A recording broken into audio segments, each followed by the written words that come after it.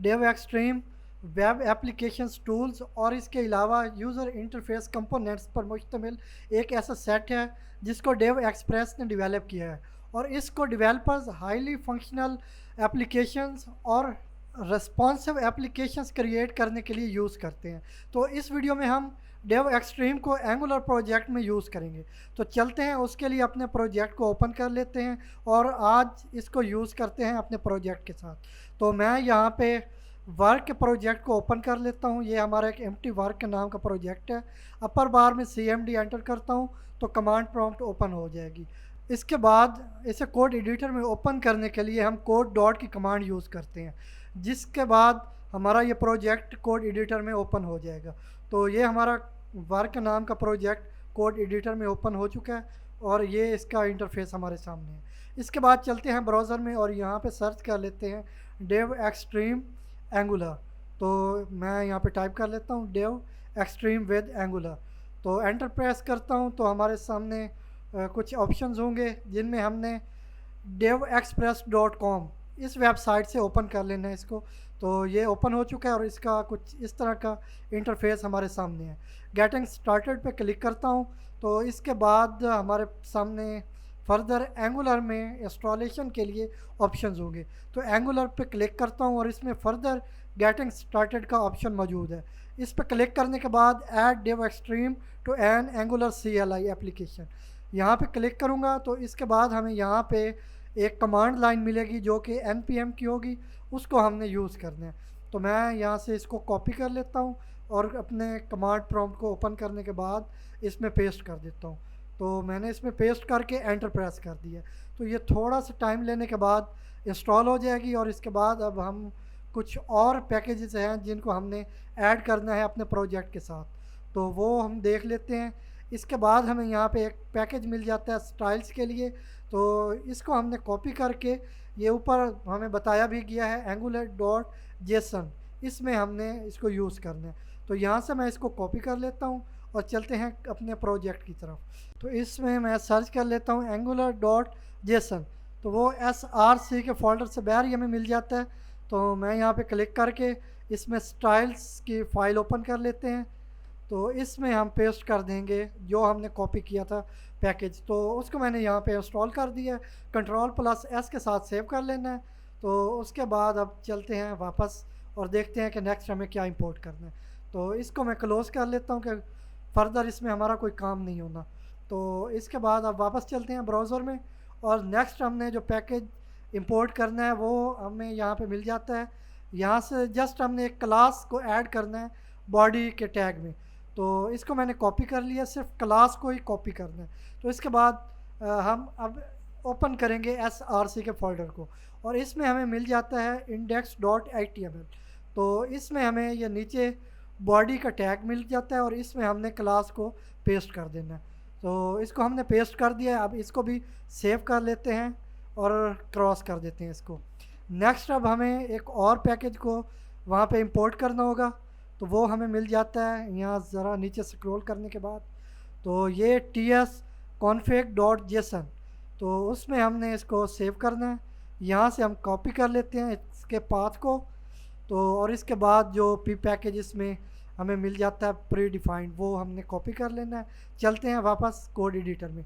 तो इसमें अब हम ये tsconfig.json, इसमें हमने ये कंपाइलर ऑप्शंस के बाद इसको पेस्ट कर देना है। तो एक दो ऑप्शन फर्दर छोड़ सकते हैं। तो यहाँ पे हमने इंस्टॉल कर दिया और कॉमा के साथ सेपरेट कर लेते हैं।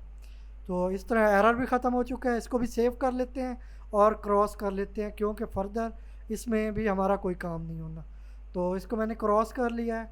अब चलते हैं वापस और देखते हैं कि नेक्स्ट क्या काम रह गया। तो अब ये ग्लोबलाइज के लिए है रजिस्ट्रेशन, तो वो हम स्किप कर देते हैं, उसकी अभी हमें ज़रूरत नहीं है। तो इसके बाद यहाँ से हमने एक मॉड्यूल को इंपोर्ट करना है, तो वो हमें मिल जाता है। तो ये मॉड्यूल एक बटन का है, तो हमने बटन को यूज़ करना है क्योंकि प्री डिफाइंड यहाँ पे बटन ही यूज़ किया गया। अपनी मर्ज़ी से कोई और भी यूज़ कर सकते हैं लेकिन हमें इसी के साथ कंटिन्यू करना है। तो यहाँ पे ऐप में module.ts में इसको मैंने पेस्ट कर देना है और इसी को मैंने कॉपी करके मॉड्यूल को यहाँ से कॉपी कर लेना और नीचे इंपोर्ट्स में मैंने इसको डिफ़ाइन भी कर देना है। तो इंपोर्ट्स में मैंने इसको पेस्ट कर दिया। अब ये हमारे पास रजिस्टर हो चुका है। अब इसको हम यूज़ कर सकेंगे बटन मॉड्यूल को। तो इसके बाद चलते हैं, तो हमें कुछ HTML का कोड चाहिए होगा, तो हम स्क्रॉल कर लेते हैं नीचे की तरफ।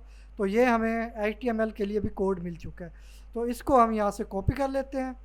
DX बटन के नाम का एक ओपनिंग और क्लोजिंग टैग है, तो इसको मैंने कॉपी कर लिया और चलते हैं कंपोनेंट डॉट HTML में। तो इसमें मैं पेस्ट कर देता हूँ। तो हमने पेस्ट कर दिया, तो एक एरर आ रहा है फंक्शन पे, जो कि ऑन क्लिक का मेथड है, और इसके ऊपर टेक्स्ट दिया गया है क्लिक मी, जो कि बटन के ऊपर हमें वैल्यू शो होगी। तो ये जो हमें मिल रहा है फंक्शन, इसको हम यूज़ कर लेंगे। तो मैं चलता हूँ कंपोनेंट डॉट TS में। तो ये टाइप स्क्रिप्ट कोड के लिए यूज़ होता है, इसमें मैं डिफ़ाइन कर लूँगा। इसी को कॉपी करते हैं ताकि किसी मिस्टेक के चांसेस ना रहें। तो मैं यहाँ पे इसको कॉपी कर लेता हूँ और चलते हैं दोबारा से कंपोनेंट डॉट TS में। इसमें मैं पेस्ट कर देता हूँ और इसकी पैरेंथेसिस यूज़ करेंगे और उसके बाद इसकी बॉडी, और इसमें हम अलर्ट शो करवाएंगे। तो अलर्ट में हम वैल्यू दे देते हैं, कोई भी दे सकते हैं। तो वेलकम टू MB अकेडमी, ये मैं वैल्यू दे देता हूँ। आपको जो भी अलर्ट शो करवाना हो या जिस तरह का भी मैसेज शो करवाना हो, वो आप खुद मॉडिफाई कर सकते हैं। तो इसको हम Ctrl+S के साथ सेव कर लेते हैं। तो अब चलते हैं अपने प्रोजेक्ट को रन करते हैं। तो उसके लिए मैं कमांड प्रॉम्प्ट को ओपन करूँगा। तो ये वैसे हम बटन को यूज़ कर रहे हैं, लेकिन इसके अलावा अगर हमें कुछ और कंपोनेंट्स की ज़रूरत हो तो वो भी हमें मिल जाते हैं, वो देख लेते हैं। वो नीचे हम जाएंगे तो UI कंपोनेंट्स, इन पर क्लिक करता हूँ। तो ये हमारे पास काफ़ी सारे कंपोनेंट्स हैं, जो भी आपको यूज़ करना हो वो आप कर सकते हैं। तो हम जो कि प्री डिफाइंड बटन था, हम उसी को यूज़ कर रहे हैं। तो इसके लिए अब हम अपने प्रोजेक्ट को रन करेंगे, तो कमांड प्रॉम्प्ट ओपन करनी पड़ेगी। मैं यहाँ से कमांड प्रॉम्प्ट ओपन कर लेता हूँ, और इसमें ngserve की कमांड होती है, वो हम यूज़ करेंगे ताकि अपने प्रोजेक्ट को रन कर सकें। तो ये थोड़ी ही देर बाद रन हो चुका है, और इसमें लोकल होस्ट 4200 ये हमें मिलता है। इसको मैं कॉपी कर लेता हूँ। तो इसको सिलेक्ट करके कॉपी कर लिया। अब चलते हैं ब्राउज़र में। तो ब्राउज़र ओपन कर लेता हूँ, यहाँ से न्यू टैब ओपन करता हूँ और सर्च बार में पेस्ट कर देता हूँ। तो यहाँ पे पेस्ट करके एंटर प्रेस करूँगा, तो हमारे पास कुछ इस तरह का आउटपुट आ जाता है। ये बटन है क्लिक मी का, इस पे जैसे ही मैं क्लिक करूँगा तो ये हमें मैसेज शो होगा कि local host 4200 says welcome to MB academy. आपको जो भी मैसेज शो करवाना हो वो आप मॉडिफाई कर सकते हैं। तो इस तरह से हम डेव एक्सट्रीम को अपने एंगुलर प्रोजेक्ट के साथ सेटअप करके यूज़ कर सकते हैं। अगर आपको हमारी वीडियो अच्छी लगी हो तो लाइक करें, शेयर करें और हमारे YouTube चैनल MB अकेडमी को सब्सक्राइब करें।